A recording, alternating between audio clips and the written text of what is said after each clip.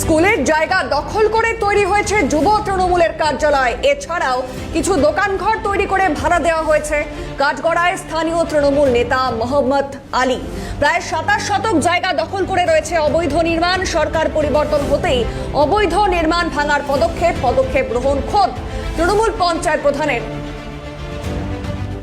Bulldozer দিয়ে অবৈধ নির্মাণ গুড়িয়ে দেওয়ার দাবি। মালদার রতুয়া 2 নম্বর ব্লকের কুমারগঞ্জ এলাকার ঘটনা। কুমারগঞ্জ নিম্ন বুনিয়াদী প্রাথমিক বিদ্যালয়ের জমি দখলের অভিযোগ। স্কুলের জায়গা দখল করে তৈরি হয়েছে যুব তৃণমূলের কার্যালয়। যে ছবি দেখতে পাচ্ছেন, স্কুলের জায়গা, সেই জায়গা দখল করে তৈরি হয়েছে যুব তৃণমূলের কার্যালয়। এছাড়াও কিছু দোকানঘর তৈরি করে ভাড়া দেওয়া হয়েছে সেই জায়গায়, যেই ছবি উঠে আসছে। আরো বিস্তারিত জানবো, টেলিফোন লাইনে রয়েছে প্রতিনিধি অভিষেক সাহা। অভিষেক, স্কুলের জায়গা দখল করে কিভাবে তৈরি হলো তৃণমূলের কার্যালয়? দেখো অভিনন্দা, এই প্রশ্ন কিন্তু উঠছে। মালদার রতুয়া 2 নং ব্লকের শ্রীপুর 2 গ্রাম পঞ্চায়েতের কুমারগঞ্জে একটি প্রাথমিক বিদ্যালয়ের প্রায় 27 শতক যে জমি, সেই জমি দখল করে সেখানে যুব তৃণমূলের কার্যালয় তৈরি করা হয়েছে এবং দীর্ঘদিন কয়েক বছর ধরে কিন্তু সেই কার্যালয় ওখানে করা হয়েছে। তৃণমূল পরিচালিত গ্রাম পঞ্চায়েতের যিনি প্রধান রয়েছেন, তিনি কিন্তু এই বিষয়টি সামনে এনেছেন, অর্থাৎ তিনি এই বিষয় নিয়ে কিন্তু অভিযোগ দায়ের করেছেন। কার বিরুদ্ধে? তিনি দায়ের করেছেন মোহাম্মদ আলীর বিরুদ্ধে, যিনি এই কার্যালয়টি তৈরি করেছেন এবং জেলা শাসককে বলেছেন যে স্কুলের যে 27 শতক জায়গা রয়েছে, সেই জায়গা রীতিমতো মুক্ত করতে হবে, স্কুলকে ফিরিয়ে দিতে হবে। এবং স্কুল কর্তৃপক্ষ তারা এটাও জানাচ্ছে যে আমরা বহুবার এই বিষয়টি জানিয়েছি, কিন্তু কোনো রকম কোনো কর্ণপাত করেনি। এক্ষেত্রে কিন্তু তিনি জেলা শাসকের দ্বারস্থ হয়েছেন এবং তৃণমূল নেতা তিনি বলছেন যে কোনো জায়গা মুক্ত করতে হবে। আর গোটা ঘটনা সামনে আসতেই চাঞ্চল্য ছড়িয়েছে মালদা উত্তরের যে বিজেপি সাংসদ খগেন মুর্মু, তিনি জেলা শাসককে কিন্তু রীতিমতো নির্দেশ দিয়েছেন যে যাতে স্কুলের যে জায়গা, সেই জায়গা মুক্ত করে শিক্ষার পরিবেশে ফিরিয়ে আনতে হবে। অভিনন্দন। একেবারে, বেশ ধন্যবাদ অভিষেক। ঘটনায় কি কি বক্তব্য উঠে আসছে শোনাবো। ওই পার্টি অফিস আছে আর একটা দোকান বিল্ডিং করেছে, সেগুলো ভাড়া টাড়া দিয়ে নাকি খাচ্ছে।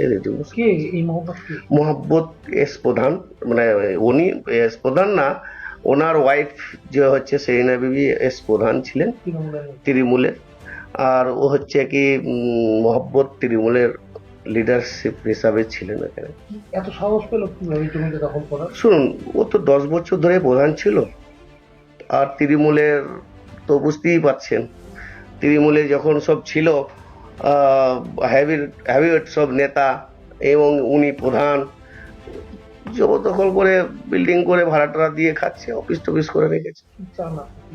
আমি চাইছি যে যেহেতু গভর্নমেন্টের জায়গা, স্কুলের জায়গা, সেখানে অন্য তদন্ত করে সেইগুলো। জিনিস মনে রাখতে হবে, স্কুলের সম্পত্তি, হাসপাতালের সম্পত্তি যারা দখল করে নিজেদের কায়েমি স্বার্থে লাগায়, এর মতো সমাজ বিরোধী বলা যাবে। সমাজ বিরোধী মারপিট করলাম, সেটা সমাজ না। স্কুল থেকে শিশুরা তৈরি হয়, স্বাস্থ্যকেন্দ্র থেকে সুস্বাস্থ্য পায়।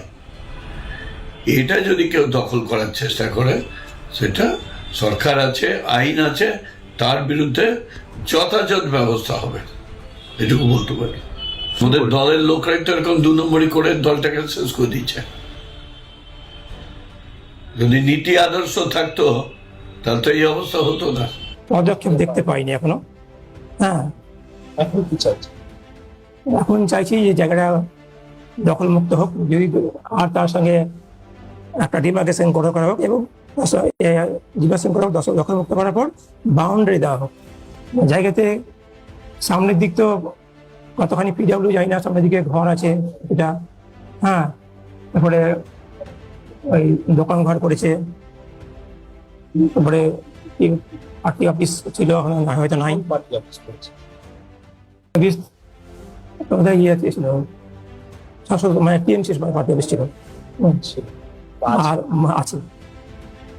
সিডিএস আছে, আইসিডিএস সেন্টার যখন করে তখনও বারণ করেছিলাম, কিন্তু বিডিও সাহেব আমাদেরকে অর্ডার দেখেছেন যে ডিপিসি অর্ডার আছে, হ্যাঁ আমরা করব। তো এইভাবে জায়গাটা বিশৃঙ্খল অবস্থায় আছে। ঘটনায় বিজেপির তরফে কি বক্তব্য শুনুন। তো দেখছেন যে একটার পর একটা, যেমন অভিষেক ব্যানার্জি খোদ নিজেই যেভাবে উনি অবৈধ নির্মাণ বহু করেছেন, সেটা তো আজ দিনের পর দিন চেষ্টা হচ্ছে সমস্ত বুলডোজার দিয়ে ভাঙা। তো আজ এটাও হবে, কেউ রেহাই পাবে না, কারো রেহাত হবে না। যারা এই সমস্ত করেছেন, সে যত বড়ই সে তৃণমূলের নেতাই থাকুক, যেটা আজকে অন্যায় এবং অবৈধ যে নির্মাণগুলো হয়েছে, যেখানে দখলদারি হয়েছে, সমস্ত হচ্ছে ওগুলো সব হচ্ছে সরকারি সম্পত্তি, সরকারের কোনো সম্পত্তি। এমনকি ফুটপাথটাও তো এখন দেখতে পাচ্ছেন যে সেটা ফুটপাথ হচ্ছে, কারো হচ্ছে সেই ফুটপাথে দখল করার কোনো অধিকার নাই। সবটাই সরকারের সম্পত্তি, সরকারের কাছে থাকবে। কোনো ব্যক্তি, সে যে কোনো দলের কোনো নেতাই হোক না কেন, তারা সেই সমস্ত সরকারি সম্পত্তি কেউ বেআইনিভাবে দখল করতে পারবে না।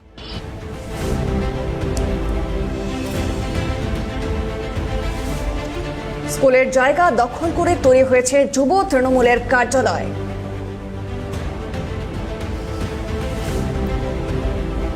সরকার পরিবর্তন হতেই অবৈধ নির্মাণ ভাঙার পদক্ষেপ, বুলডোজার দিয়ে অবৈধ নির্মাণ গুড়িয়ে দেওয়ার দাবি।